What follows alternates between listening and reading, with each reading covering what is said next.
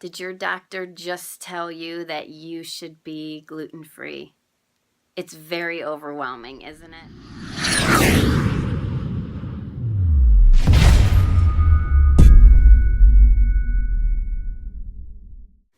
My name is Beth, and that same thing happened to me. I was completely not expecting it. And what I can tell you that I've learned in my own journey is to stay positive. So at first, focus on the foods you can have.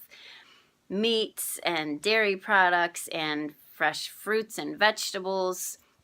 There are some grains like rice and quinoa that you can still have, but focus on the things that are allowed, because it does get very easy to feel down and out about this. The first thing I did was decontaminate my kitchen. So when I found out that I had celiac, it was Christmas time, and I was still baking for my family who could all eat the gluten, and I was using regular flour, and my hives, which that was my symptom when I started, my hives were terrible. They were so flared up. And what my doctor told me was even breathing in the fumes or the powder in the air from the flour when I was measuring and scooping, that was still wreaking havoc on my system. So I decontaminated my whole kitchen.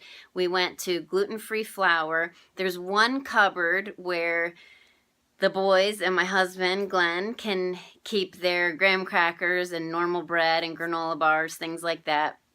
So, but I kept that separate from the whole pantry. So my daughter and I are both gluten-free.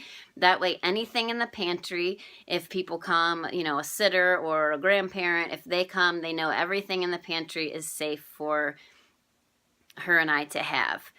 I went through my fridge, and I didn't want to throw away a bunch of food, and I didn't actually throw away anything. I gave it to one of my friends, but I just got my phone out and Googled everything. There was a lot of foods in there that were, but then there were some salad dressings and things like that that did have gluten. So gluten is wheat, barley, and rye, and I'll link a whole gluten-free list on our website, but it's hidden in so many foods. So there's certain seasonings and dressings and soups that you wouldn't think have gluten, and they do. So I just went through everything, bottle by bottle, reading the labels, looking it up online. If I couldn't find it online, I would call the company or email the company.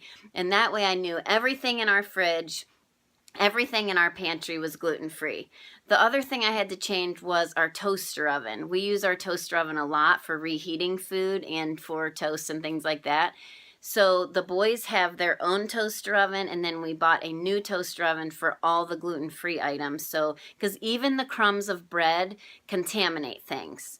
So when you're scooping butter or peanut butter out of the jar, if you're putting that on regular bread, you need to get a clean knife before you put that back in the gluten-free peanut butter jar.